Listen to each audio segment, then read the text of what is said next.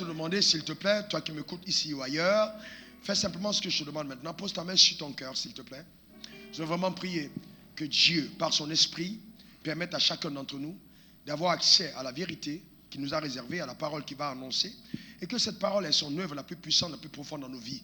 Qu'elle apporte l'embellie indispensable pour que nos vies soient des témoignages. Qu'elle apporte la transformation intérieure, afin que nous continuions de nous réjouir en lui. Réjouir de toutes les victoires que nous remportons sur notre chair, sur nous-mêmes, sur le diable et sur toute forme d'opposition. Oui, Père, merci d'accorder à chacune des personnes qui m'écoutent un esprit de sagesse et de révélation dans ta connaissance. Merci d'illuminer les yeux de notre cœur. Que notre esprit soit illuminé par le Saint-Esprit qui rendra accessible la compréhension de la parole. Amplifie mes propos. Amplifie mes propos. Parle à chacun selon le palier éternel de sa connaissance, le palier de sa destinée actuelle. Merci. Merci Seigneur, car toute personne qui m'écoute trouve dans tes propos la nourriture indispensable pour son âme et sa vie en cette saison. Donne-nous d'avoir accès, Éternel, à des clés. Donne-nous d'avoir accès à la connaissance. Donne-nous d'avoir accès à l'intelligence. Permets à chaque personne qui m'écoute, quel que soit l'endroit, Éternel, de voir ta gloire éclater dans sa vie. Au nom suprême de Jésus, j'ai prié. Quelqu'un dit 3 fois Amen. Amen. Amen. Amen. Tu peux t'asseoir dans sa glorieuse présence. Merci Jésus.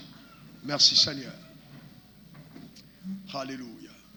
Gloire soit rendue à l'agneau de Dieu. Prenons nos Bibles ensemble dans le livre de Luc 17, versets 20 à 21. Luc 17, versets 20 à 21. Le thème de l'enseignement ce matin, c'est la gloire de ce royaume. La gloire de ce royaume. La gloire de ce royaume. Luc 17, versets 20 à 21. Les pharisiens demandèrent à Jésus quand viendrait le royaume de Dieu. Quand viendrait le royaume de Dieu? Il leur répondit, le royaume de Dieu ne vient pas de manière à frapper les regards. On ne dira point, il est ici ou il est là. Car voici, le royaume de Dieu est au milieu de vous. Vous savez, le royaume de Dieu, ou le royaume des cieux, a toujours été pour ceux qui sont dans l'alliance d'Abraham une préoccupation certaine. Et vous voyez, même aujourd'hui, beaucoup d'enfants de Dieu sont très très mal informés, enseignés en ce qui concerne le royaume auquel ils appartiennent. Suivez-moi attentivement. Le monde dans lequel nous vivons est un monde composé de 2 royaumes. Spirituellement, il existe 2 royaumes. Il y a plusieurs nations, mais il y a 2 royaumes qui constituent le monde dans lequel nous sommes. Il y a premièrement le royaume de Dieu, aussi appelé royaume de lumière. Le royaume de Dieu, aussi appelé royaume de lumière. Dans ce royaume-là, Dieu est la tête, est le chef. C'est le royaume qui lui appartient.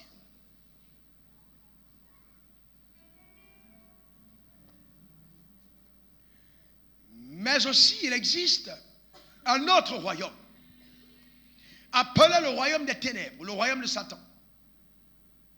Ce royaume a été constitué par un archange qui était bras droit de Dieu, qui s'est rebellé de son autorité, qui a été déchu de la grâce, qui a été propulsé et chassé du ciel, qui s'appelait Lucifer et qui s'appelle maintenant le diable, ou qui a plusieurs autres noms.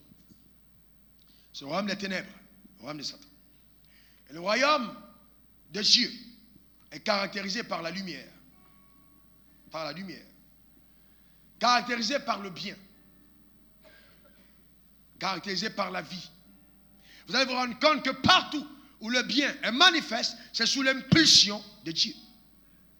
Partout où la vie se trouve, c'est Dieu qui est en action.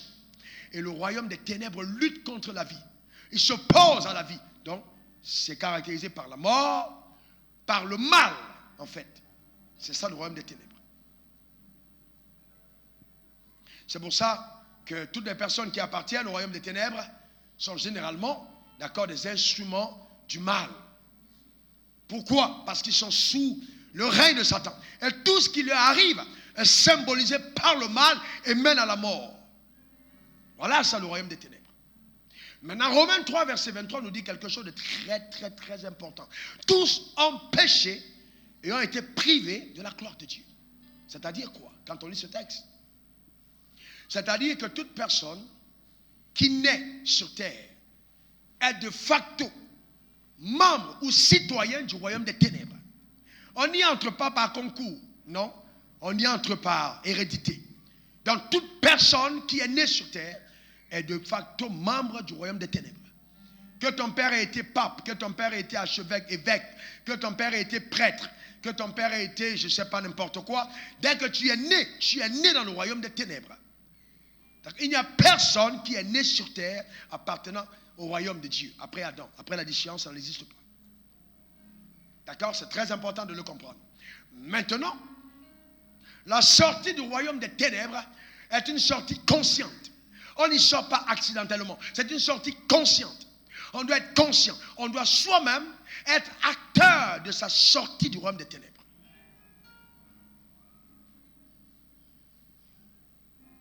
Donc, si mes parents étaient de bons chrétiens et on pensait qu'il était judicieux pour moi d'appartenir au royaume de Dieu, et moi amené à l'église tout bébé et on m'a baptisé, etc., c'est invalide. Parce que pour que tu sortes de ce royaume des ténèbres, ça doit être une sortie consciente. Et la seule porte qui nous donne d'entrer au royaume de lumière s'appelle Jésus. Acte 4, verset 12. Il n'y a sur le ciel aucun autre nom par lequel nous puissions être sauvés en dehors du nom de Jésus.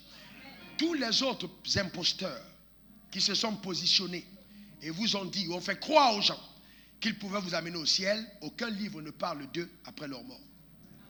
Ils sont tous morts. Il n'y a aucun livre qui mentionne qu'ils sont ressuscités. Donc, vous n'avez pas la garantie qu'ils disaient la vérité. Certains d'entre eux sont en train de regretter. Si même à la dernière minute, ils n'ont pas embrassé le chemin du salut. Parce que Dieu est miséricordieux. D'accord? Donc c'est très important. Et Jésus lui-même a dit, je suis le chemin. La vérité, la vie, nul n'arrive au Père sans passer par moi. Donc pour sortir du royaume des ténèbres, il faut accepter Jésus dans sa vie comme étant son Seigneur, son sauveur personnel. Cependant, il y a beaucoup de personnes qui sont dans l'église, mais qui ne sont pas dans le royaume de lumière. Parce que pour être dans le royaume de lumière, il faut passer par la porte qui s'appelle Jésus. Maintenant, vous savez, dans la pensée initiale de Dieu, quand il a créé l'homme, il a voulu que l'homme vive dans la gloire. Quelqu'un dise gloire. Quelqu'un dise encore gloire.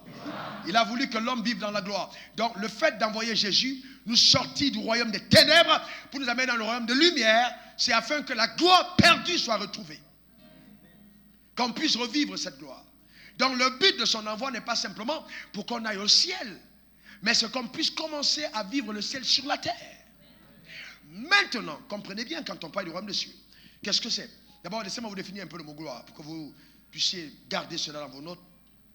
Quand on parle de gloire, le mot gloire vient du mot grec doxa, D-O-X-A, qui veut dire glorieux, qui a de l'honneur, éclatant, et généralement traduit dans les textes, différentes versions par richesse, par splendeur, par dignité, par réputation,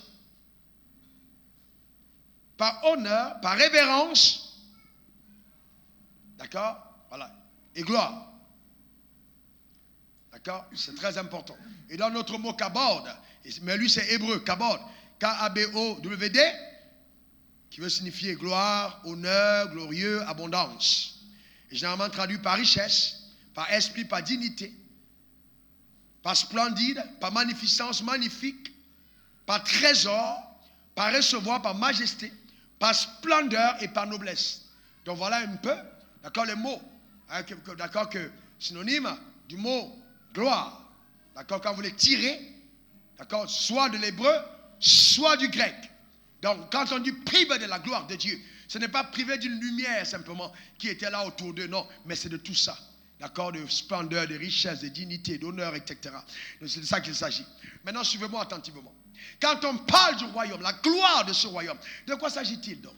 Qu'est-ce que c'est le royaume? Maintenant, vous allez voir dans vos textes, dans vos Bibles, qu'il y a généralement deux mots qui suivent quand on parle du royaume. Soit royaume des cieux, soit royaume de Dieu.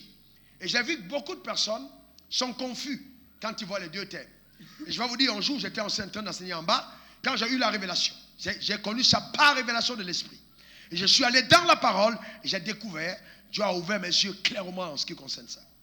La confusion ne sera plus ton partage. Le royaume des cieux, c'est quoi? C'est une forme de constitution. D'accord? C'est le squelette, le plan. Comment est-ce que Dieu a conçu que le royaume de Dieu devra être? Donc le royaume des cieux, c'est la constitution du royaume de Dieu. Aussi simple. D'accord? Ou alors comme le projet politique du royaume de Dieu. Ce que Dieu a conçu que le royaume de Dieu doit être.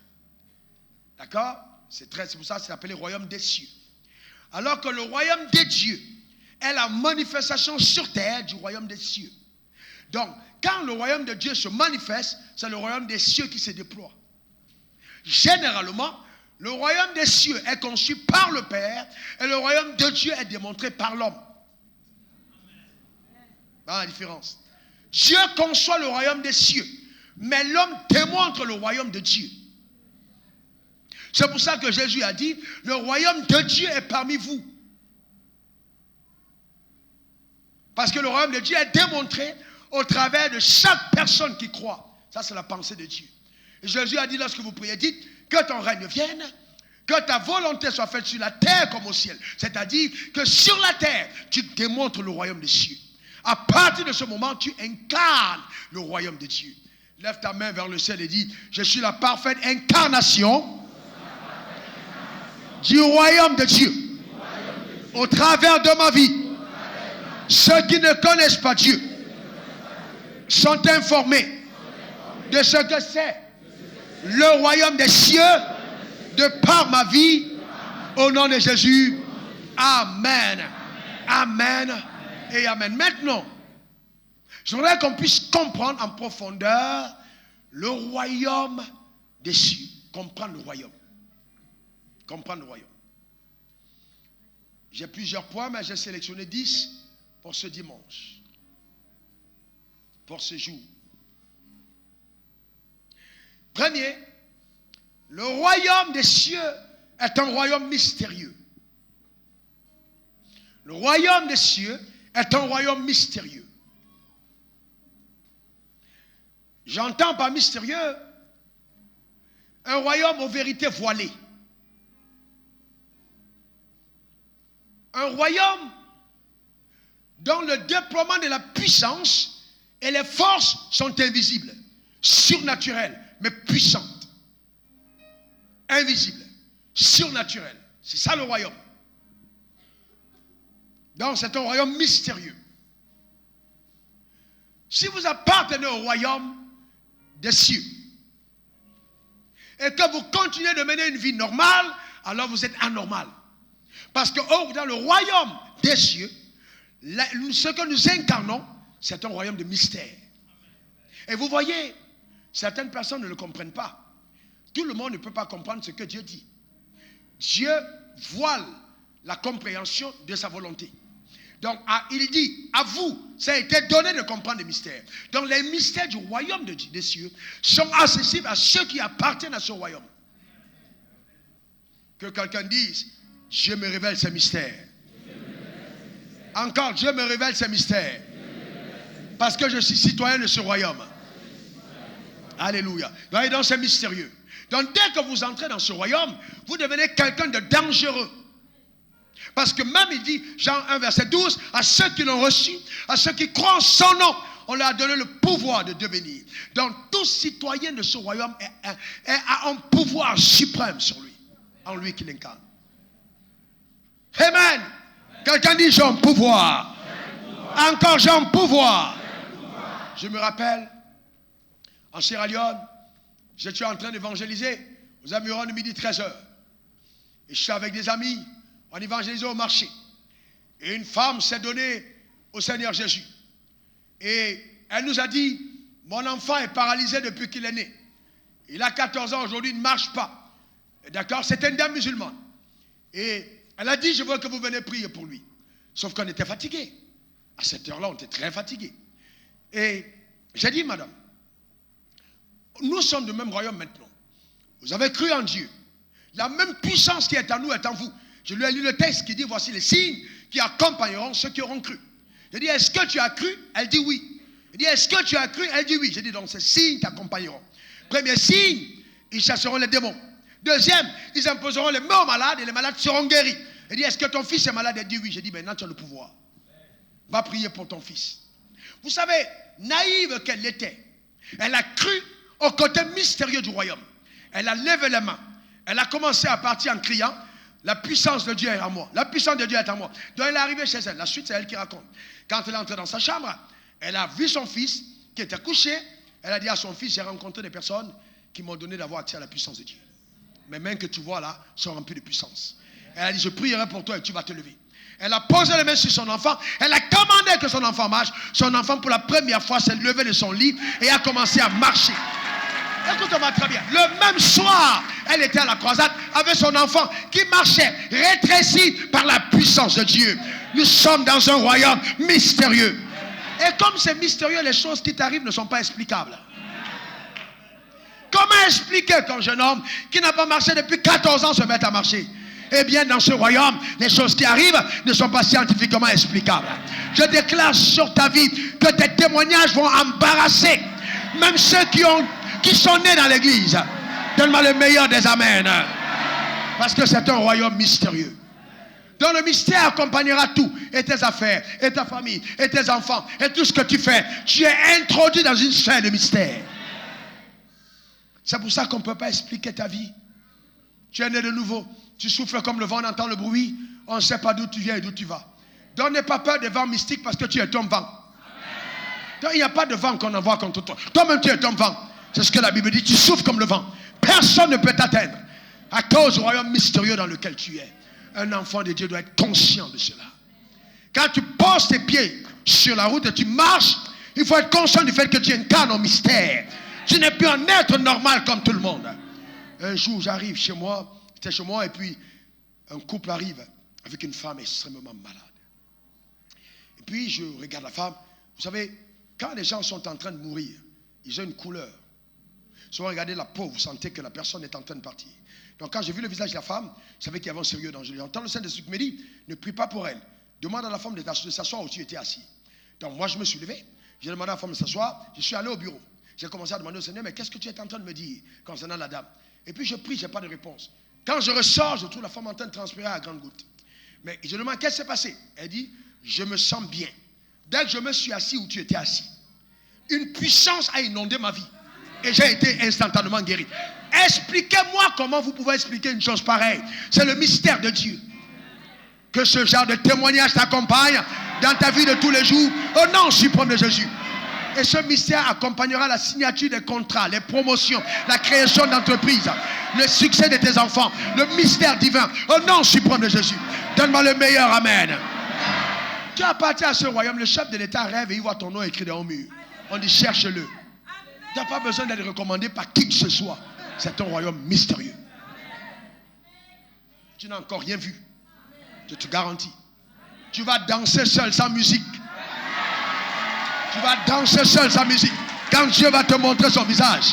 Les gens vont te traiter de fou, mais ils ne connaîtront pas la plénitude de la joie qui touche ton cœur à cause des mystères de Dieu dans ta vie. Donne-moi le meilleur des amens.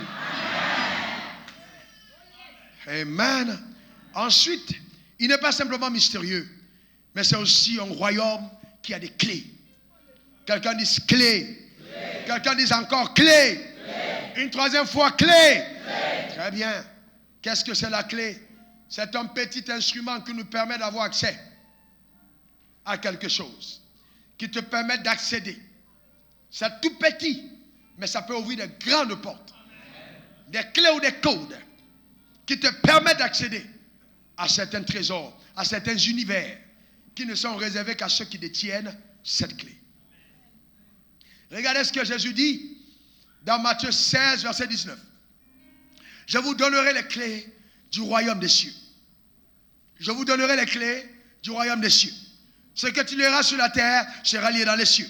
Ce que tu délieras sur la terre sera délié dans les cieux. Qu'est-ce qu'il est en train de dire? Avec ces clés-là, même le ciel ne pourra plus te résister. Tu n'as pas compris. Il dit sur la terre, quand tu auras mis pac, le ciel même s'ouvre. Vous savez qu'il y a des gens qui peuvent commander le ciel à partir de la terre? On commande le ciel à partir de la terre. Je commande, c'est ça la prière. J'appelle à l'existence les choses qui ne sont pas. C'est pas oui, Dieu s'il te plaît, non, les clés. Est-ce que quelqu'un comprend de quoi je parle? Maintenant regardez cette église. Vous venez, vous franchissez le portail. Vous entrez.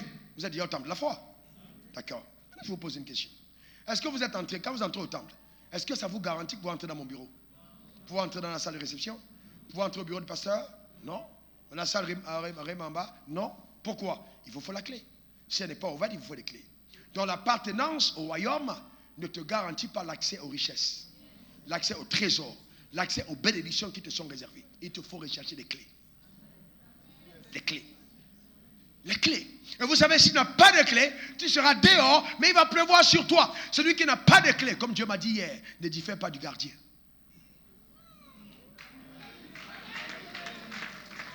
Le gardien accède à la cour, mais pas dans la maison. Tu as les clés du royaume, c'est différent. Mais tu n'as pas de clés, tu es dans le royaume, tu ne diffères en rien d'un gardien. Tu es dehors, tout ce qu'il y a, tu ne peux pas entrer. Tu appartiens au royaume, mais tu n'as pas accès. Parce que tu n'as pas les clés. Et maintenant, je vais te donner un trousseau de clés. Mais encore, faudra-t-il que tu connaisses l'utilité de chaque clé. Vous voyez, déjà, ils sont là devant la porte de la joie. Ils mettent la clé, d'accord, et ils commencent à chercher. Devant une porte, il y a des gens qui mettent devant une porte 2 ans. Parce qu'ils cherchent la clé. Il y a tellement de clés. Mais il faut apprendre à connaître. Mais alors que l'initié, il check que la tac, il met tout pouf, il entre. Alors tu fais 2 ans au même endroit. Je déclare que Dieu te sorte de l'ignorance. Au nom suprême de Jésus. Et te donne d'avoir accès à la connaissance qui est indispensable à ton abondance et à ton aisance. Tu jouiras de ce royaume. Il dit, mon petit troupeau ne crains point, car c'est de mon bon plaisir de te donner mon royaume. Saisis ce royaume, reçois le royaume, suis les clés de ce royaume. Ton amen m'embête. Alléluia. J'entends Dieu me dire pour quelqu'un. Vous savez, appartenir au royaume n'est pas juste aller à l'église. Et c'est ça le drame, parce qu'on a rendu religieux le système du royaume des cieux. C'est pas juste aller à l'église, c'est faux. C'est encore faux. C'est pas juste aller à l'église. Et il y a la connaissance des clés. Que ta vie soit gouvernée par la révélation que Dieu t'accorde. Ensuite, le royaume des cieux est un royaume où il y a la croissance et la mutation. Notez bien les 2 mots, croissance et mutation. Croissance et mutation. La croissance veut dire quoi? Le développement. Le développement. La mutation veut dire le changement de forme. Donc, croissance et mutation. C'est très important. Matthieu 13, verset 31 à 32. Il a proposé une autre parabole. Et il dit, le royaume des cieux est semblable à un grain de sénévé qu'un homme a pris et semé dans son champ. C'est la plus petite de toutes les graines. Mais quand il a poussé, il est plus grand que les légumes et devient un arbre de sorte que les oiseaux du ciel viennent habiter dans ses branches. Voyez-vous comment est-ce que Dieu explique le royaume des cieux? Voyez-vous, donc c'est très important. Dans le royaume des cieux, notez ceci, tout ce que Dieu fait grand, il a l'intelligence de le commencer petit. Tout ce que Dieu fait grand, il a l'intelligence de le commencer petit. D'ailleurs, allons-y selon la parallèle des vérités. Quand vous prenez la sémence d'un manguier, quelle taille a-t-il?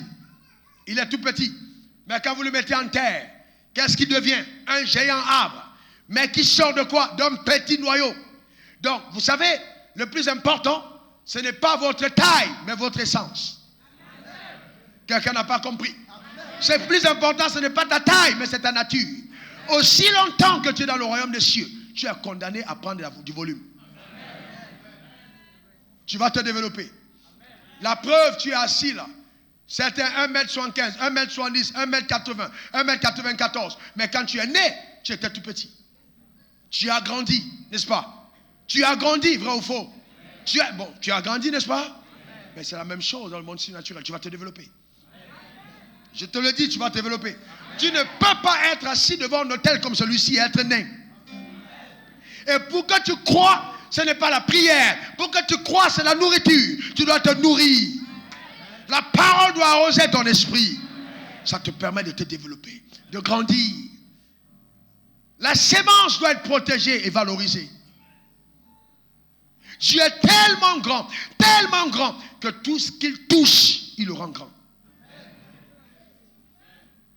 J'appelle la petitesse visible, rattachée, mais qui incarne la grandeur de Dieu, de se déployer dans toute sa puissance et que tu prennes la dimension et la hauteur que le ciel t'a réservée au nom suprême de Jésus. Ça c'est clair. C'est la plus petite des graines, dit-on. Ça veut dire qu'en ce moment, quand elle est petite, vous voyez, les oiseaux peuvent la picorer, vrai ou faux? Les oiseaux peuvent la manger, vrai ou faux? Mais quand elle grandit, elle abrite les oiseaux. C'est-à-dire, quand Dieu te rencontre, il te rencontre à l'état où les sorciers pouvaient encore te manger. Mais dès qu'il te paf, il te touche, tu commences à prendre tellement de volume que les sorciers viennent faire la délivrance chez toi. Quelqu'un n'a pas compris de quoi je parle. C'est toi qui apportes la délivrance. Il trouve du secours en ta personne. Va et explose de cette manière au nom suprême de Jésus. Impacte ta génération. Donne-moi le meilleur des amens. Tu es condamné à la hauteur. Tu changeras de forme. Tu changeras de dimension. La promotion est ton partage.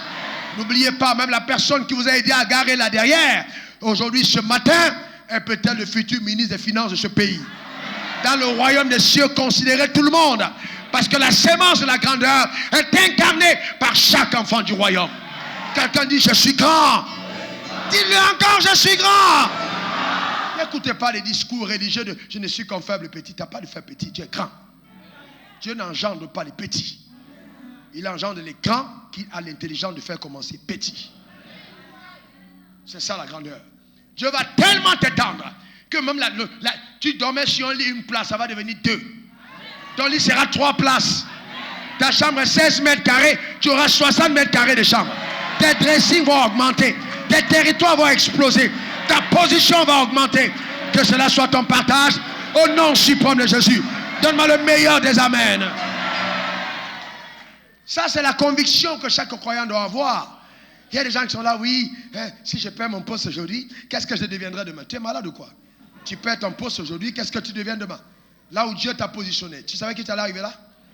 Tu perds ton poste aujourd'hui, demain tu deviens toi-même directeur d'une société. Ta vie ne dépend pas de quelqu'un qui t'a donné un poste. Dieu tient ta vie entre ses mains. Dans le royaume des cieux, on avance ou on avance? On avance ou on avance? On ne recule pas dans le royaume des cieux. Un gagne ou un gagne? Que quelqu'un dise, je suis victorieux. Déclare-le encore, je suis victorieux. N'aie pas honte, n'aie pas peur. La personne chez qui tu es parti emprunter l'argent, demain, il viendra épargner dans ta banque. En tout cas, je ne sais pas en ce qui te concerne, mais je crois en la parole de Dieu. Voyez, donc c'est très important. Ensuite, 4, le royaume des cieux est un royaume de diversité. La diversité. Matthieu 13, 47. La diversité. Le royaume des cieux est encore semblable. Un filet jeté dans la mer et ramassant des poissons de toute espèce. Ramassant des poissons de toute espèce. Ramassant des poissons de toute espèce. Nous sommes tous hommes, mais on n'est pas la même chose. Chacun a son espèce. Ici, il y a des mâchoirons, il y a aussi des requins, il y a des baleines, il y a des tilapias, il y a des sosos, vous comprenez? Donc, il y a des meurous. Donc, on a une diversité de poissons. Mais heureusement, c'est ça le royaume des cieux. C'est un royaume de diversité. On n'est pas la même chose. Dans le drame, c'est quoi? C'est que vous arrivez dans le royaume et vous pensez que tout le monde va faire comme vous. Tout le monde va penser comme vous. Tout le monde va réfléchir comme vous. Tout le monde, non, on est différents. Il y a une diversité. Le filet a ramassé toute espèce de poisson. Donc le gars qui est à côté de toi, la dame qui est à côté, c'est une autre espèce. D'accord? Le drame et la catastrophe, pour elle, serait essayer de devenir ton espèce. C'est pas possible. Non, tu as ton espèce. La parfaite illustration, c'est Jésus et Jean-Baptiste, nés de la même famille, visités par les mêmes anges, annoncés, l'avenir annoncé prophétiquement de la même manière. Un né, et il va dans le désert. Et il commence à manger les sauterelles et le miel. Il n'a pas dit à Jésus, voilà le régime alimentaire, je suis ton grand cousin, mange le miel et le sauterelle. Jésus lui a dit, Joe, moi je suis moi, toi tu es toi, va dans le désert. Moi je mange et je bois avec les autres en ville.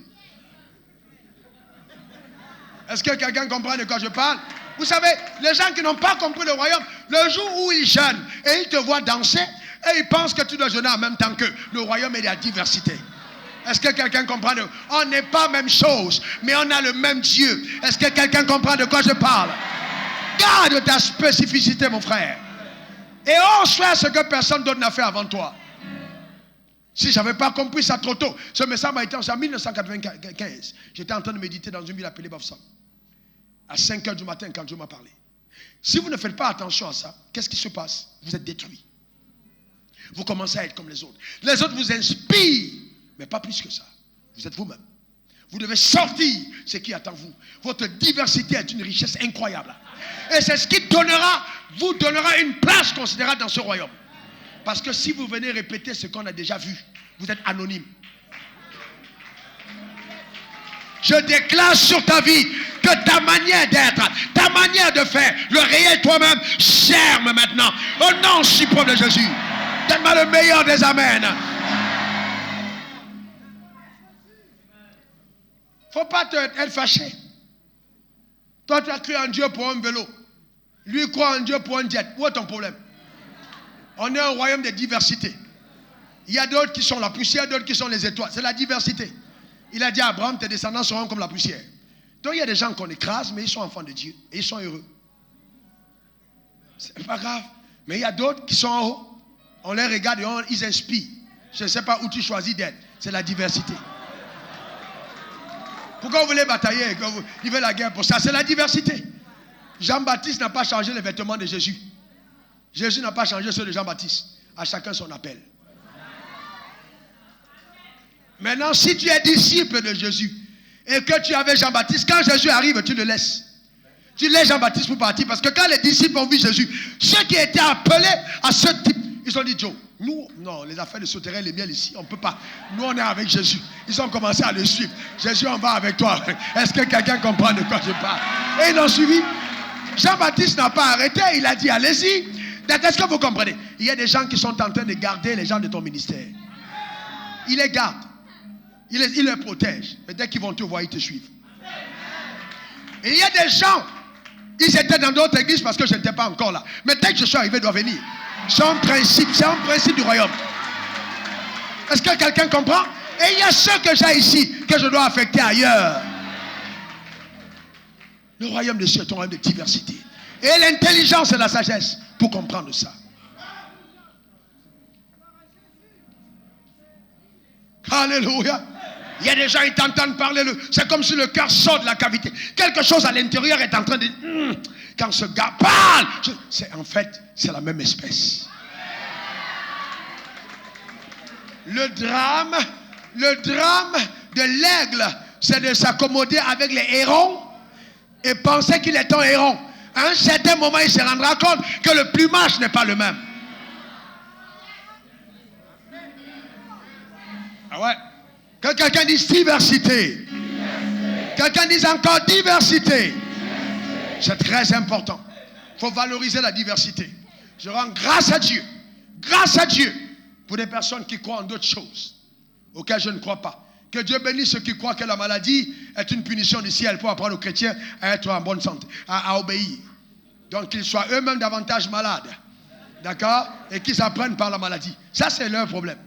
Mais moi, je ne pense pas que le Dieu que je sers va venir t'enseigner l'obéissance par la maladie. C'est pour ça que je décrète la bonne santé de ta tête aux pieds. Au nom suprême de Jésus. Ton amen ne me convient pas. Dis un bon amen. Vous ne pouvez pas coller ce qui est mauvais à Dieu. Tout ce qui est mauvais appartient à l'autre royaume. Alléluia. Cinquième, le royaume des cieux requiert le sacrifice. Quelqu'un dit sacrifice. C'est un royaume de sacrifice. Dis encore sacrifice. Matthieu 13, versets 45 à 46. Matthieu 13, 45 à 46. Le royaume des cieux est encore semblable à un marchand qui cherche de belles perles. Quels sont ceux qui veulent un avenir plus glorieux? Levez la main. Amen. Un marchand qui cherche de belles perles. Verset 46, il a trouvé une perle de grand prix. Il est allé vendre tout ce qu'il avait. Il a acheté. Il est allé vendre tout ce qu'il avait. Et il a acheté. Bien-aimé, écoutez-moi attentivement. Voici le problème auquel beaucoup d'entre nous sommes confrontés généralement dans la francophonie. Parce qu'il y a une malédiction qui est rattachée au fait de parler français. Je suis sérieux. Il y a une malédiction. Vous devez prier pour sanctifier votre langue qui parle français tout le temps. Il y a une malédiction rattachée à ça. Il y a une limitation, il y a une domination qui oppresse les gens de la francophonie et qui les amène à ne pas se lever à un certain niveau. Je suis sérieux avec vous. C'est pour ça que quand vous voyez en France, dès que quelqu'un a la richesse, les gens sont énervés. C'est un démon qui contrôle la francophonie, qui est là pour oppresser. Les colonies françaises ne se développent pas, alors que les colonies anglaises se développent. Mais nous devons apporter la révolution. C'est important que vous compreniez ça. Donc c'est une malédiction. Donc les gens sont dans le royaume des cieux et ils ne comprennent pas les choses. Ils ne comprennent pas. Vous avez l'impression que les gens sont un peu tarés. Et ça, c'est une question de malédiction de la francophonie. Le royaume des cieux, vous cherchez une perle. Vous avez découvert une perle de grand prix. Maintenant, vous vendez tout ce que vous avez pour le royaume. Vous savez, ici, nous on dit le royaume des cieux, c'est on a trouvé une perle. On prend la perle, d'accord, et on reste avec ce qu'on avait avant. Non. Vous voyez les gens à l'église, ils sont à l'église pour leurs intérêts, pour leurs ventes, pour leurs affaires, pour leur business, pour si. Ils ne comprennent pas que le royaume des cieux requiert le sacrifice. Dès qu'ils ont un peu de blé, un peu d'argent, c'est eux qu'on doit tirer les chaises pour eux pour qu'ils s'asseyent. Ils sont devenus tellement importants. Ils s'arrangent, arrivent au culte, légèrement en retard, il faut qu'on remarque leur venue. Et vous savez, quand vous demandez combien et tout, c'est 1 million. Il est déjà roi. Il pense qu'il est arrivé à la cime. Vous comprenez? Donc, et c'est ça notre royaume. Et vous voyez, les gens sont là, ils sont à l'église, ils font semblant. Dès qu'ils sortent, rien. Ils ne sont pas engagés pour le royaume. Ils mettent la main à la charrue, mais ils regardent en arrière. Ils trichent, ils trompent, ils font tout, mais ils ne sont pas sérieux. Sérieux de bouche, mais pas de cœur. C'est le vrai problème. C'est un royaume qui requiert le sacrifice. Bien aimé, je ne peux pas croire que tu as cru en Jésus et tu as gardé les mêmes amis depuis 5 ans. Non, non, non. C'est impossible. Tu as les mêmes amis, les mêmes fréquentations depuis 5 ans que tu es au Seigneur. Il y a un problème. Parce que quand Dieu te prend à lui, il te fait perdre ce que tu avais avant. Parce qu'il te réserve de plus bonnes choses après. Certains d'entre vous, ça va te coûter même la relation avec ton père et ta mère. On t'a initié dans ta famille, on adore des choses la nuit. Et tu dis non, je suis à Jésus. Bien aimé, ça va te coûter. On peut même te chasser de la maison. Comment tu vas réagir? Oh non, Dieu ne m'a pas béni. Si c'était Dieu, vous voyez, non, c'est pas comme ça que Dieu réfléchit. Non, nous on voit Dieu seulement comme étant le distributeur de cadeaux. Guichet automatique. On vient avec le nom de Jésus, clac, tac, tac, tac, tac, maison, donne-moi, je m'en vais. On vient, tac, Maria, donne-moi, je m'en vais. Promotion, donne-moi, je m'en vais. Non, non, non, non. Quand tu viens mettre ta main, il attrape ta main et il dit, ok, tu veux, je te donne, mais on est ici ensemble. Je ne regarde plus en arrière. C'est pour les intérêts de mon royaume. Est-ce que quelqu'un comprend de quoi je parle? C'est de ça qu'il s'agit. Et cela, vous voyez, les gens se marient. Pourquoi tu veux épouser cette soeur? Je veux qu'elle soit mon intercesseuse. Pasteur, elle ne me soutient pas dans la prière. C'est pour ça que nos affaires ne marchent pas. Qui vous a dit que vous, on épouse une femme pour qu'elle prie pour vous? C'est un évangile tronqué et erroné. Je ne peux pas en séminaire de 3 jours dessus. 3 jours de fil. C'est erroné. La femme n'est pas ton intercesseur. Non, pasteur, la femme est là pour prier. Qui t'a dit ça? L'homme est le sacrificateur. Il doit prier pour sa femme. Jésus a prié pour l'église. Vous prenez. Faut prier pour moi. C'est intercède. Non, tu sais, moi je suis occupé à aller gagner l'argent. Donc reste à la maison, tu peux pour moi. C'est des histoires. Est-ce que vous comprenez? Je rends grâce à Dieu pour les prières de ma femme. Je rends grâce à Dieu pour les prières de ma fille. Mais les deux ne peuvent pas tenir avec moi dans la prière. On prie jusqu'à une certaine heure et elles vont se coucher. Et je rentre encore dans les profondeurs de la prière. Dans les profondeurs. Quand je reviens, ma femme dort déjà. Je mets les mains au ciel et je prophétise. Parce que je suis le chef. Est-ce que quelqu'un comprend de quoi je parle? Je suis le chef. Je montre l'exemple du sacrifice. Mais si vous abandonnez vos postes, vos femmes prendront le relais. C'est quoi une affaire de truc? C'est le sacrifice. Tu dors à la même heure que ta femme. Pourquoi tu veux qu'elle te respecte? Vous dormez, vous dormez à 20h. Et souvent, elle se réveille plus tôt que toi. Tu es encore couché. Quand on entend rimbaba, adoration, c'est la femme. Pourquoi tu veux qu'elle te respecte? Même dans la maison, Dieu dit le leadership a changé de camp. Dieu même dit le leadership a changé de camp. Le leader de la maison, c'est la femme. Pourquoi tu veux qu'elle te respecte? C'est mon intercesseur. Il faut changer. Quelqu'un dit sacrifice.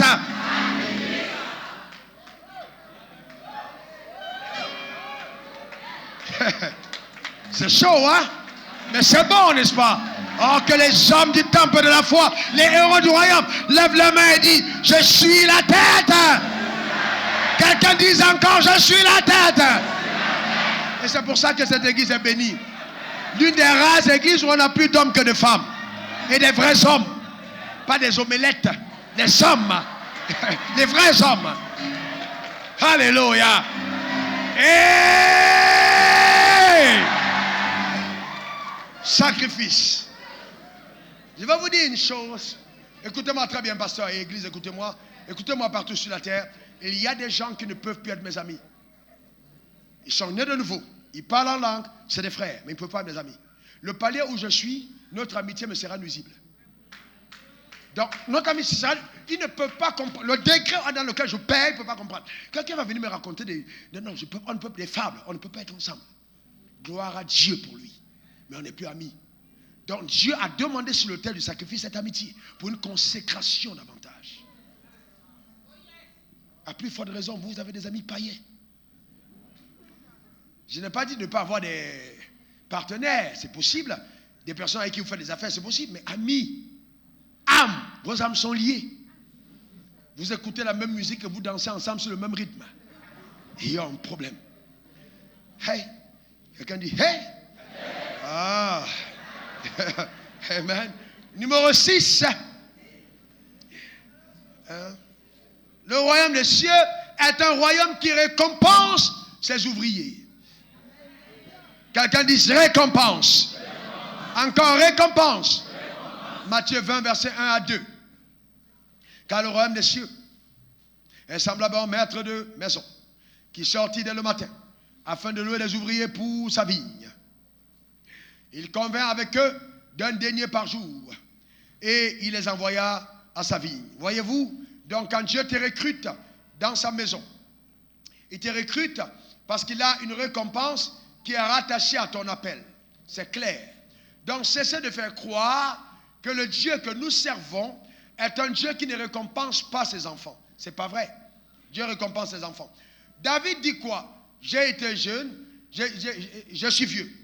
Je n'ai jamais vu le juste abandonné. Il n'a pas dit moi, il dit le juste. Abandonner ni sa postérité mendiant son pain. Pourquoi? Parce que Dieu récompense et veille sur ses enfants. Alors vous avez une catégorie de croyants qui sont là, à la fin des cultes. Ils couvrent les personnes qui ont des voitures. Ils essayent d'être amis avec les personnes qui ont des voitures pour avoir de l'argent. Ils demandent l'argent à la fin des cultes. Arrêtez la mendicité. Vous incarnez la royauté divine. Arrêtez la mendicité. Je suis bien placé pour vous parler. J'ai touché 15 000 habitants pendant 2 ans. 15 000 francs CFA. En tant que serviteur de Dieu, j'avais 15 000 de salaire. Pendant 2 ans, ça fait 22 ans que je prêche l'évangile. Dieu est mon témoin vivant. Lève ma main vers le ciel. Je suis jamais allé demander 5 francs à quelqu'un. Et je mourrais sans le faire. Ce n'est pas dit que je n'ai pas eu de besoin. Mais j'ai appris à rendre Dieu plus vrai que mes amis. J'ai appris à rendre Dieu plus vrai que les personnes que je connais. Et je mourrai sans le faire. Jamais. Dieu est tellement vrai qu'il attend de chacun d'entre nous, d'accord, de placer une attente sur son trône afin qu'il nous récompense. Vous voyez, des gens viennent à vos bureaux. Oui, voilà, j'ai une vision, vraiment, soutenez-moi. Dieu m'a mis à cœur de... Dieu t'a mis à cœur. Et puis tu vas voir, soutenez-moi, ne me laissez pas tomber. Vraiment, c'est l'œuvre de Dieu. C'est la mendicité. C'est la mendicité. Ce n'est pas honorable. C'est pas honorable. Moi, j'ai vu des gens dormir et rêver. Rêver chez eux. Dieu le met à cœur. Va voir tel homme. Ils ne me connaissent pas, ils rêvent. Avec des chèques. Donc, vous ne pouvez même pas imaginer la dimension. En escale au Sénégal. En escale, je reçois un chèque de 50 millions en escale. En escale à Dakar. Dieu que nous servons. Vous ne pouvez pas imaginer jusqu'où il est capable de bénir. Le vrai problème, c'est qu'il faut avoir les regards sur lui. Il est responsable de l'appel qu'il t'a adressé. Il faut apprendre à lui faire confiance. Il récompense. Ton affaire ne tombera pas. Ton entreprise ne sera pas. Tes enfants ne vont pas sombrer. Tu ne manqueras pas d'argent pour les envoyer à l'école. Car Dieu va honorer ta foi au nom suprême de Jésus. Donne-moi le meilleur des amens. C'est important. Arrêtez la mendicité. C'est un royaume honorable. Une certaine dignité. Depuis que je suis dans l'évangile et j'ai rencontré des sommités de ce monde, par sa grâce, je n'ai jamais demandé à rencontrer quelqu'un pour dire, mettez-moi en contact, branchez-moi avec tel ministre, branchez-moi avec tel chef d'État. Jamais je ne l'ai fait. La Bible dit, les dons d'un homme feront du chemin pour lui. Pas l'homme qui fera du chemin pour ses dons. Si je prophétise chez la vendeuse de arachide au marché, c'est aussi une prophétie. Je n'ai pas allé voir les chefs d'État pour dire, Dieu m'a mis à une parole dans le cœur. Je n'ai pas inventé les prophéties pour qu'une porte s'ouvre. Parce que je sais une chose, la vendeuse d'arachide peut être la future femme la plus riche du pays. Donc le plus important, c'est de faire l'évangile. Et Dieu s'occupe du reste. D'accord? Dieu s'occupe du reste. Arrêtons cet évangile. Vous voyez, les gens, vous êtes pasteur, un autre pasteur veut te voir. Et puis tu joues les importants. Et puis un gars, un impie, qui vit dans la boue, parce qu'il a l'argent, il veut te voir, tu le reçois avant les autres. Mais sinon, qui n'a rien compris du royaume, rien du tout. Rien compris. C'est pour ça que je ne fais pas de... Vous voyez, je sais qui vous êtes. Il y a des gens, quand je vous regarde, je sais que vous sortez des coins les plus malfamés de la ville, mais j'ai aucun problème. Je ne vois pas ce que vous êtes actuellement, je vois la sémence, la grandeur. J'ai dormi à Bobo, j'ai vu des pasteurs me mépriser parce que j'étais avec les réfugiés. Et les mêmes pasteurs après sont venus me voir pour demander de l'aide. Vous ne pouvez jamais imaginer ce que votre histoire va être. D'accord? C'est très important. Et soyez des personnes conscientes de ce que vous êtes entrés dans quelque chose de très fort. Et gardez votre cœur attaché à l'Éternel. Amen. Que quelqu'un dise, je sers un grand Dieu. Je sers un grand Dieu. Et il me récompensera. Jamais je ne me baladerai pour essayer de faire pitié. Car le Dieu qui m'a appelé est un Dieu fidèle. Alléluia. Amen. Ensuite, c'est un royaume de faveur. Un royaume de faveur. Tandis que je parle maintenant, je prophétise la faveur sur ta vie. Au nom suprême de Jésus. S'il te plaît, donne le meilleur amen. Quand je parle sous l'onction et que je dis amen, je suis en train de te dire, permets aux anges de manifester cette parole. Ce n'est pas de la blague, ce n'est pas de la rigolade. On est si sérieux dans ce que je dis. Je parlais récemment, j'ai déclaré une parole. Les tableaux d'une maison sont tombés en Martinique sous le fracas de la puissance de Dieu. Juste par Internet. Vous ne pouvez pas imaginer ce que la puissance de Dieu est capable de faire. Ils ont envoyé des images tombées. Des tableaux d'idolâtrie tombés sous la puissance de Dieu. Partout, c'était dans la maison écroulé. Il ne faut pas jouer avec la puissance de Dieu. Un jour, je suis allé manger dans une maison et d'un de mes fils à l'église et sa belle-mère est allée sur ma voiture, elle a pris sa serviette, elle a mis sur la voiture et elle a dit, la faveur qu'il y a sur cet homme affecte ma vie. Elle a rajeuni de 20 ans. Ce n'est pas une histoire racontée. La sauce que j'ai laissée à table, elle a mangé le reste. Elle a demandé d'être touchée. Elle a rajeuni de 20 ans. Elle a raconté ça à ma belle-mère et à ma femme. Ce n'est pas une histoire racontée, fabriquée. Il n'y a personne parmi nous. Vous ne pouvez pas imaginer ce que l'onction peut faire. Donc, il n'est pas à l'église seulement là pour... On n'est pas à l'amphithéâtre. on est exposé au trône de la grâce pour une avalanche de miracles et de distinctions qui arriveront dans ta vie. Reçois au nom suprême de Jésus. Reçois cela dans ta vie. Alléluia. La faveur. Il dit dans Matthieu 22, verset 9 à 10, allez dans les carrefours et appelez aux noces tous ceux que vous trouverez. Ses serviteurs allaient dans les chemins, rassemblaient tous ceux qu'ils trouvèrent, méchants et bons. Et la salle des noces fut pleine de convives. Vous voyez, pour entrer dans ce royaume, ce n'est pas un concours. Pour entrer dans ce royaume, on ne paye pas un ticket d'entrée. C'est la faveur de Dieu. C'est la grâce de Dieu par Jésus-Christ. Que ta foi doit déployer. Et dans ce royaume, tout ce qui nous arrive est la conséquence de faveur. Tout n'est que grâce. Et comme Dieu m'a dit au deuxième culte, une parole révélée à l'instant, que la faveur de Dieu à l'égard du croyant est le clin d'œil de Dieu. Dieu te fait un clin d'œil. Vous savez, quand vous êtes amis, vous rencontrez souvent, vous vous saluez et puis vous faites des clins d'œil, en signe de complicité. Quand Dieu te fait un clin d'œil, ça s'appelle faveur. Est-ce que quelqu'un comprend de quoi je parle? Reçois la faveur dans tous les domaines de ta vie, au nom suprême de Jésus. Donne-moi le meilleur des amens. Reçois encore cette faveur, au nom suprême de Jésus. Alléluia. 8. Le royaume des cieux est un royaume infiltré. Infiltré. Matthieu 13, verset 24 à 25, il a proposé une autre parabole. Il dit, le royaume des cieux est semblable à un homme qui a sémé une bonne sémence dans son champ. Vous voyez? Un homme qui a sémé une bonne sémence dans son champ.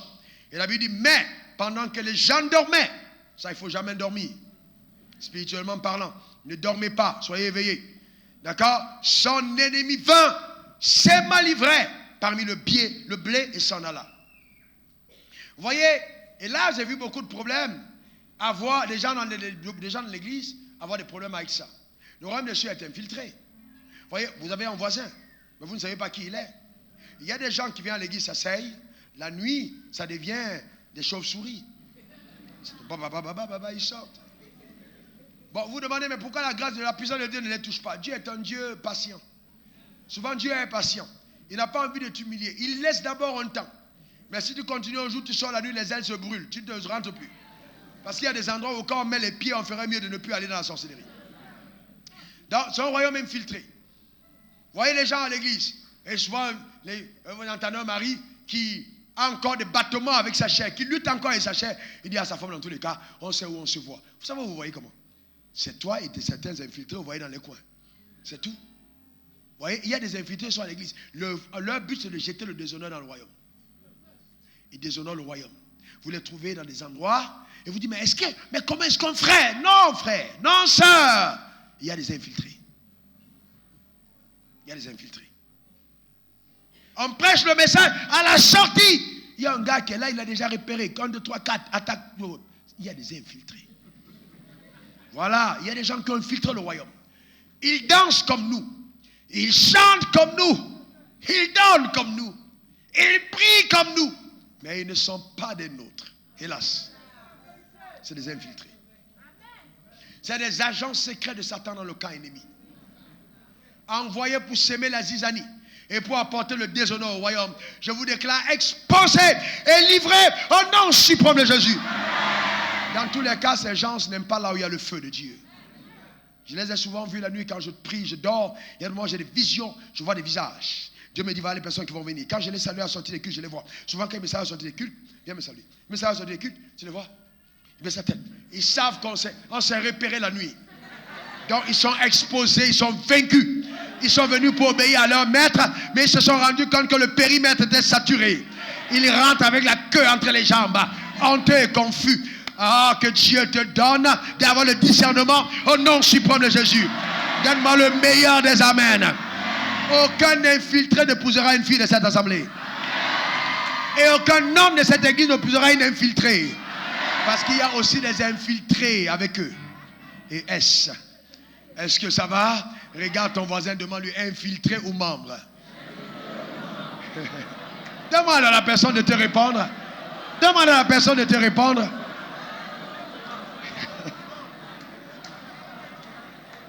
Mais vous savez, Est-ce que vous savez aussi que je peux commencer en tant que membre du royaume, citoyen du royaume et terminer infiltré?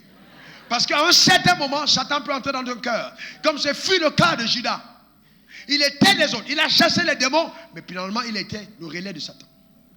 Préserve ton cœur. Moi, je prie beaucoup pour mon cœur.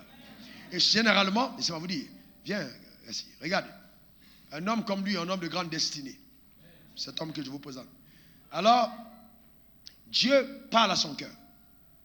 Dieu te donne une vision.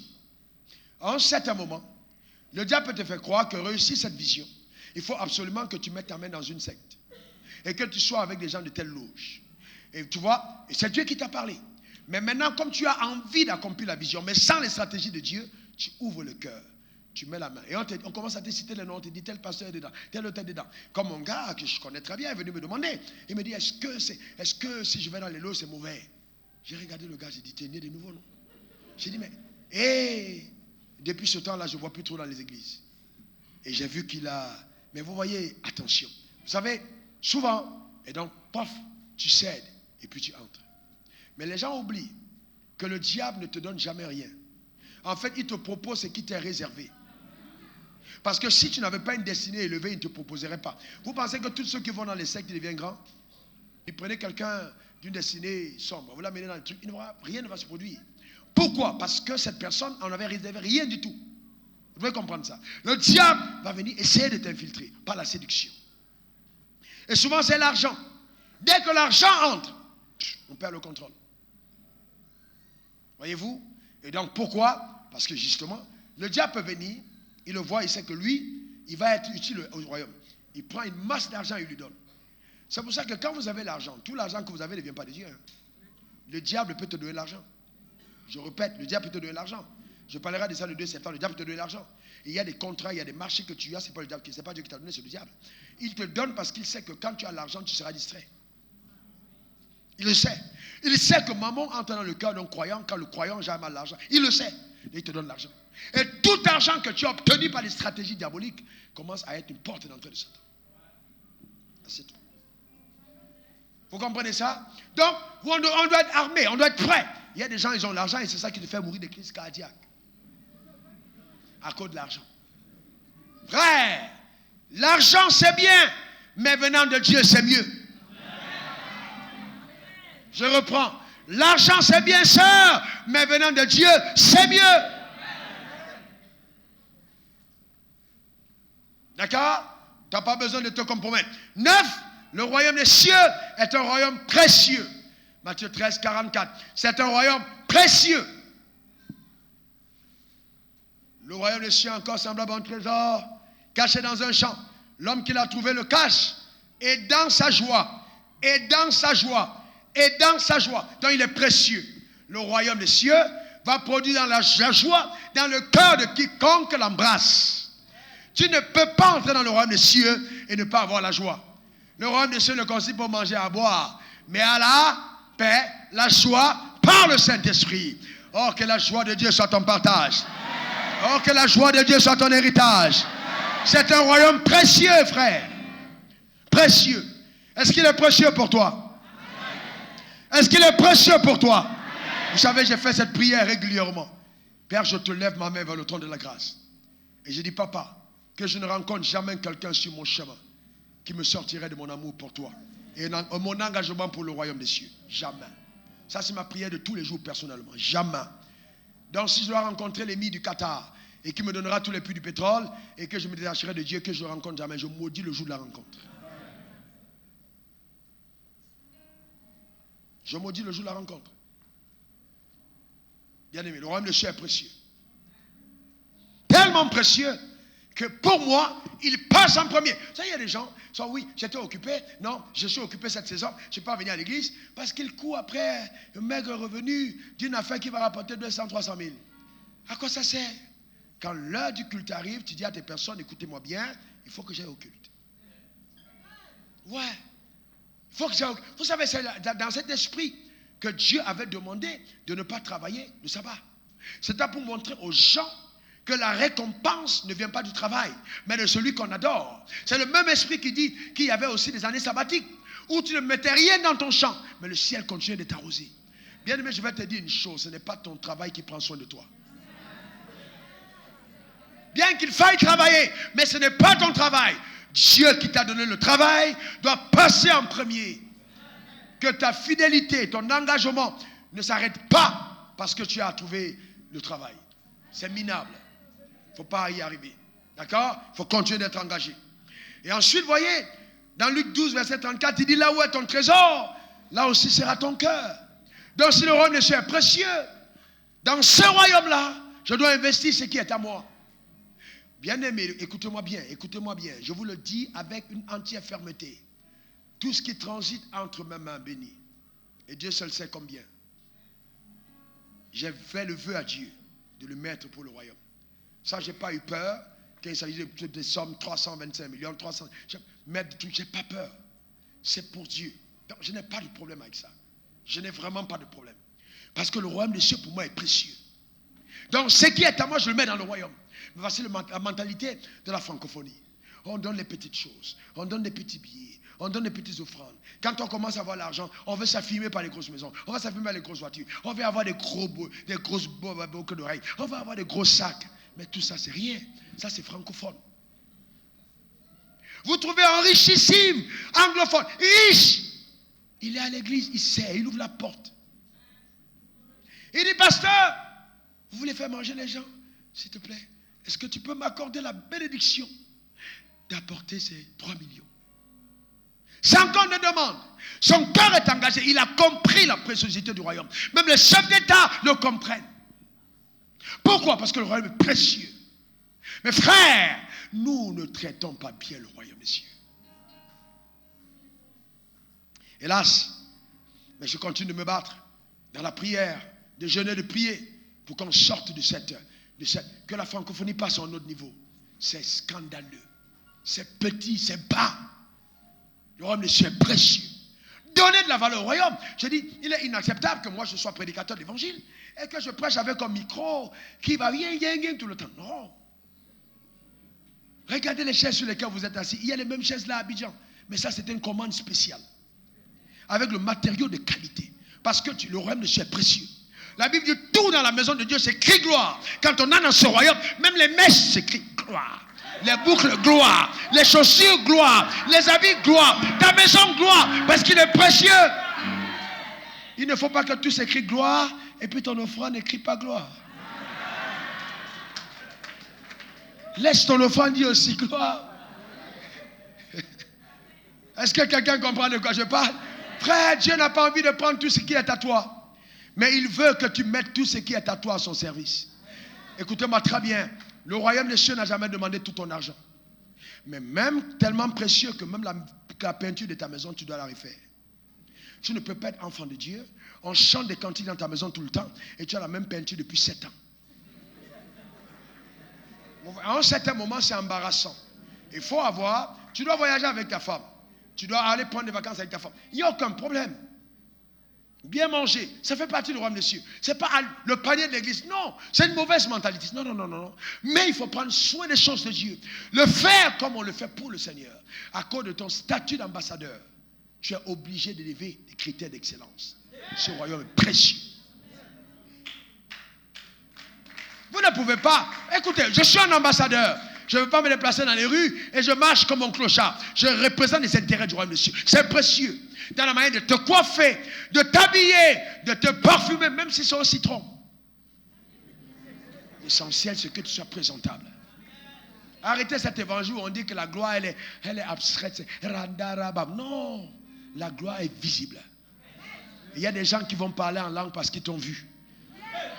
On a prié pour le parler en langue, ça n'a pas marché, mais un jour ils te voient, ils sont tellement épatés qu'ils ils n'ont plus de mots. Que cela soit ton partage au nom suprême de Jésus. Donne-moi le meilleur des amens. Alléluia. Amen. Et numéro 10, enfin. Le dernier point que vous attendez tous. Amen. Dis à ton voisin, je suis béni. Oh, j'aime la parole de Dieu. Elle fait du bien à mon âme. Elle me conduit et me dirige. Dernier point, le royaume des cieux est forcé.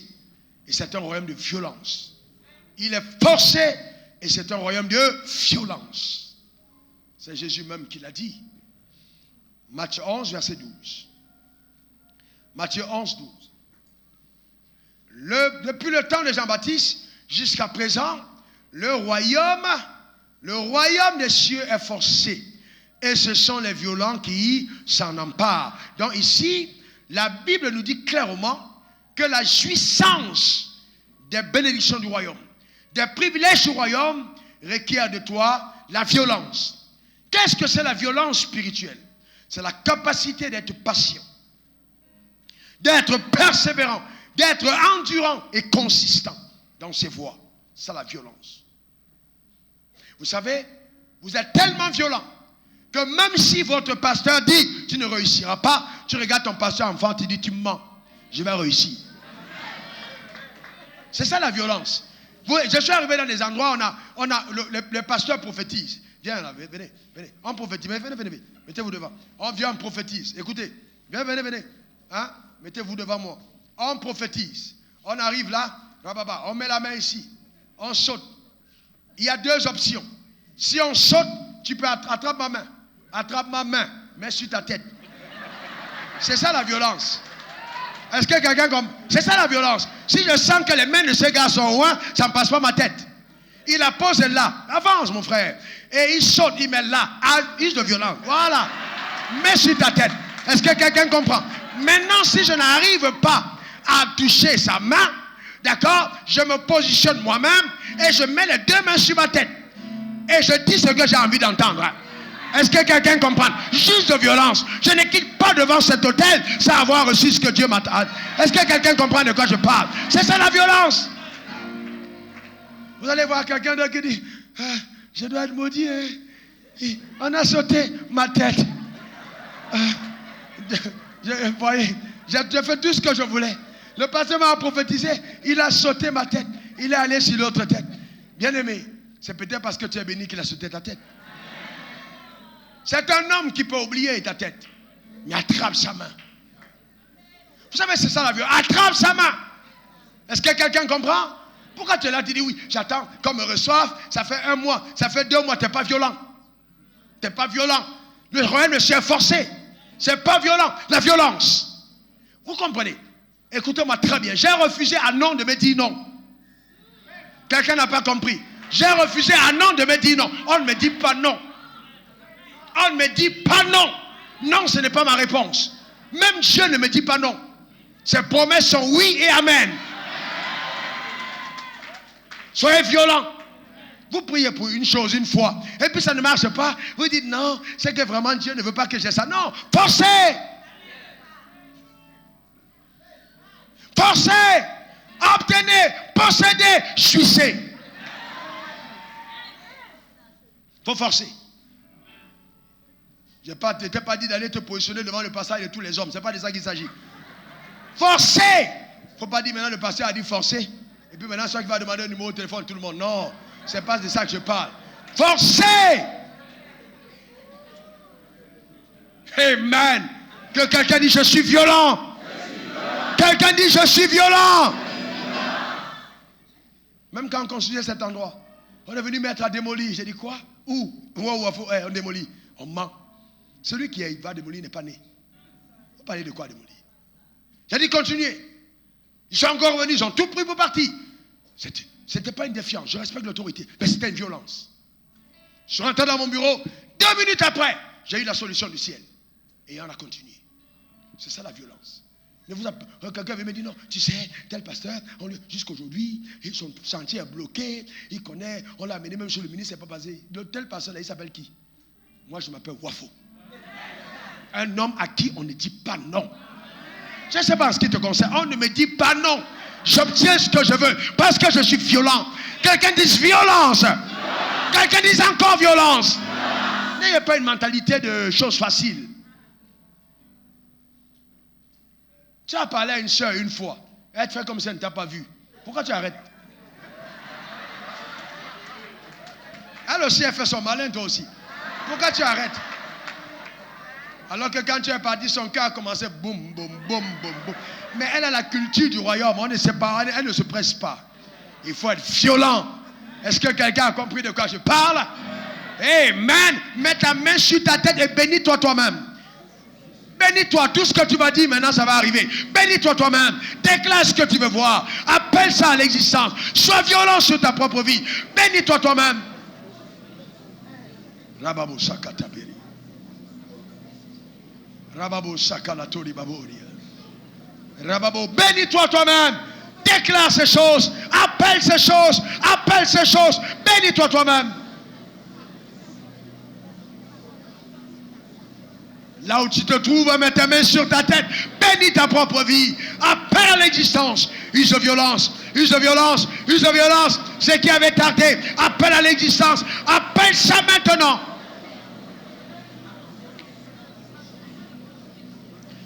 Déclare-le, déclare-le, déclare. Prophétise. Prophétise sur ta vie. Prophétise sur ta vie. Par tes paroles, tu seras justifié.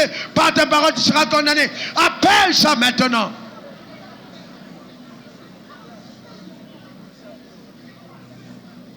Appelle, appelle, appelle, appelle. Use de violence, use de violence. Appelle.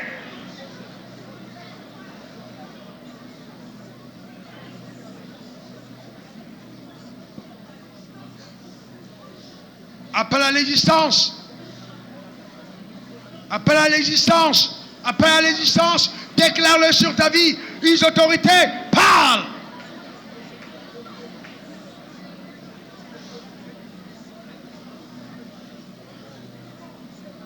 Parle, parle, parle.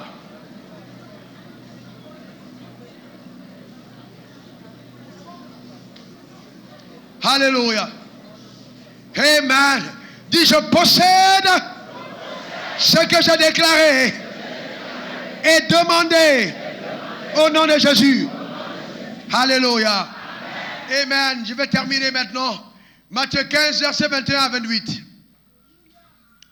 Jésus étant parti de là, se retira dans le territoire de Tyr et de Sidon. Et voici une femme cananéenne qui venait de ces contrées lui cria: aie pitié de moi, Seigneur, fils de David, ma fille est cruellement tourmentée par le démon. Quelle femme intelligente. Sa fille était tourmentée par le démon et elle s'est rendue compte que la solution se trouvait dans le royaume de Dieu. Et Jésus incarnait le royaume de Dieu. Elle a couru vers le royaume de Dieu. Le royaume de Dieu est un royaume de solution. Et donc maintenant, regardez ce qui se passe. La Bible dit, verset 23, il ne lui répondit pas. C'est un mot. Il ne répondit pas. Jésus n'a pas répondu. Combien d'entre vous, après une prière, 2 prières, vous dites non, si c'était la volonté de Dieu, il m'aurait exaucé.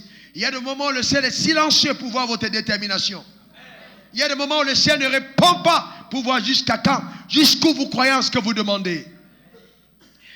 Et il dit donc, et ses disciples s'approchèrent et lui répondit avec instance: renvoie-la, renvoie-la. Imaginez un seul moment, vous êtes venu me voir et mes collaborateurs autour. D'abord vous me parlez, je ne réponds pas. Et mes collaborateurs autour me disent renvoie-la, et vous entendez. Renvoie-le, il faut renvoie-le. Mais la femme ne s'est pas arrêtée là. Regardez la réponse de Jésus. Renvoie-la. Il ne répondit pas, ok? Jésus répond à la femme. Pendant qu'on dit renvoie, il dit à la femme: je ne suis envoyé qu'aux brebis perdues de la maison d'Israël. Continue. Mais elle vint se prosterner devant lui, disant: Seigneur, secours-moi. Elle insiste. Continue encore. Il dit encore, deuxième phrase: il n'est pas bon de prendre la nourriture des enfants et de le jeter aux pieds aux petits chiens. Imaginez un moment que c'était vous. Jésus vous dit: on ne jette pas la nourriture des enfants aux petits chiens. Premièrement, vous serez froissé. Votre ego. C'est pas parce que je suis venu te voir pour la prière, tu te prends pour qui? Tu ne te permets pas de m'insulter. Je ne te permets pas de m'insulter. Est-ce que tu me connais? Hey, tu vas voir les femmes entrer dans leurs états. Je ne te permets pas, ma faux. Hey, tu m'as osé m'insulter. Ah, il ne faut pas oser faire ça si ce n'est pas le Saint-Esprit. Oh, petit chien. Waouh! C'est ce que Jésus a dit. Mais ce n'était pas une insulte. Il était en train de déployer sa foi pour voir jusqu'où elle croyait. Parce qu'elle était cananéenne et il avait été envoyé aux brebis perdues de la maison d'Israël. Donc légalement, selon la justice de Dieu, cette femme n'avait pas à rien. Sauf que j'ai découvert sous le ciel qu'il y a des choses que le ciel n'a pas prévues pour toi, que toi tu prévois pour toi-même. Et que le ciel est obligé de te donner parce qu'il est écrit qu'il te soit fait selon ta foi. Regardez ce que cette femme répondit maintenant.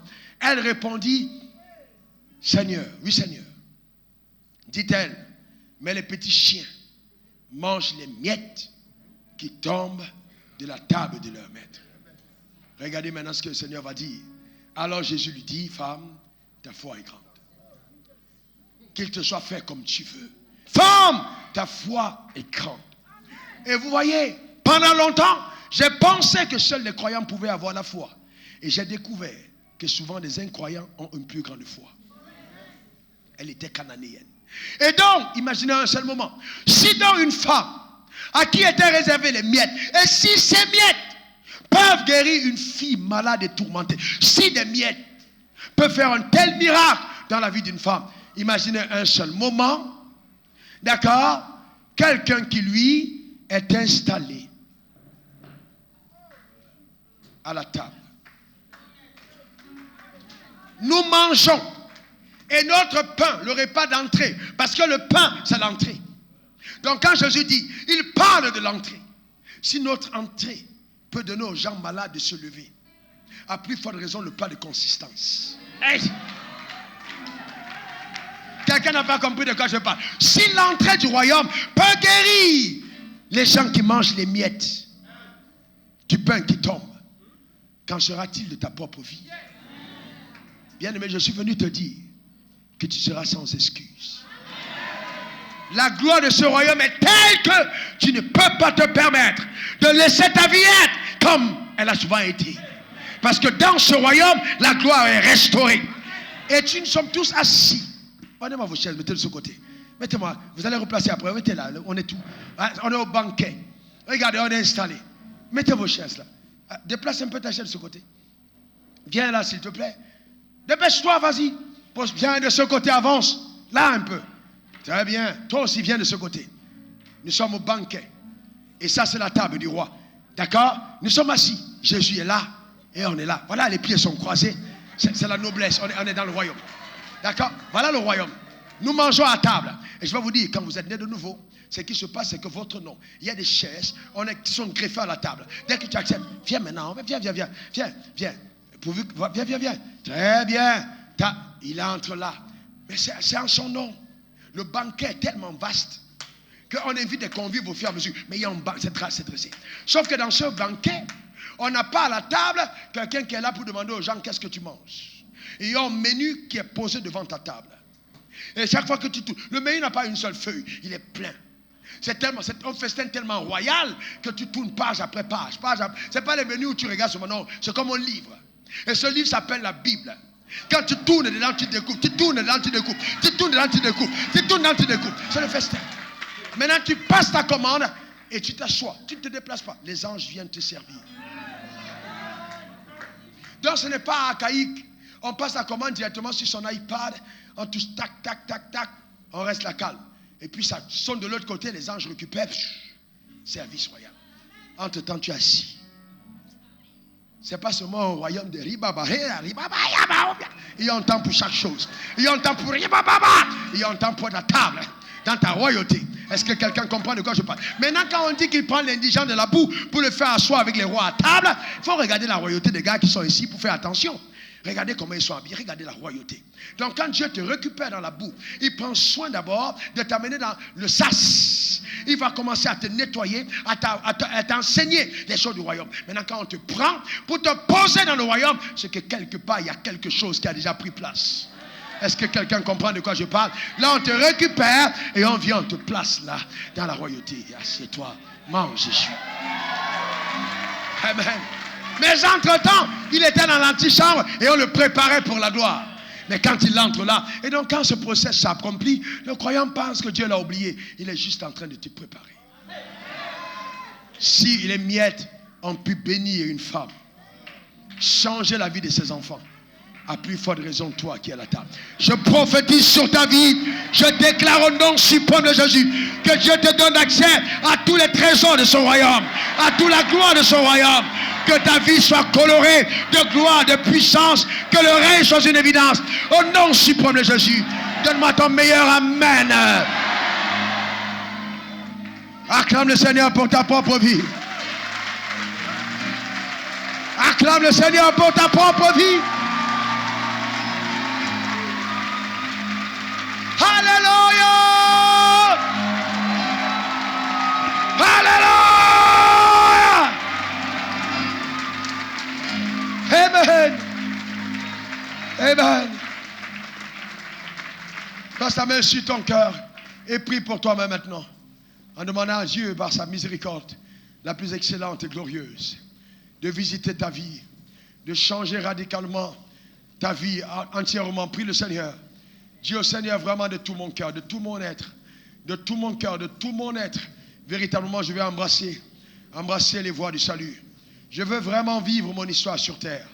Je veux, Seigneur, oh Dieu, après avoir accompli le royaume des cieux, manifester ta gloire dans ma vie, dans ma génération. Élève ta voix, parle à Dieu, parle au Tout-Puissant. Élève ta voix avec le ton de la grâce, au nom suprême de Jésus. Alléluia. Merci Seigneur pour ta fidélité. Que ton nom soit exalté. Alors, laisse-moi prier pour toi. Mon Père et mon Dieu, je recommande mon frère, je recommande ma soeur. Tu as mis à mon cœur d'apporter cette parole, de déposer le conseil de ta volonté à ton peuple. Quelle richesse, quelle gloire. Merci. Que chacun d'entre nous, sortant d'ici aujourd'hui, soit radicalement, je dis radicalement mon Père, changé. Et que nos gestes, nos pensées, tout ce que nous faisons soit influencé par ce que nous venons d'entendre et de comprendre. Je veux te rendre grâce, Saint-Esprit, pour l'amplification maximale de la vérité dans nos cœurs. Que ton feu qui s'est allumé en nous ne s'éteigne point et que nous soyons l'expression visible de la gloire de ton royaume, afin qu'on se rende compte que quand on parle de la résurrection de Jésus, c'est une évidence parfaite. Au nom suprême de Jésus. Amen. Amen. Amen. Amen.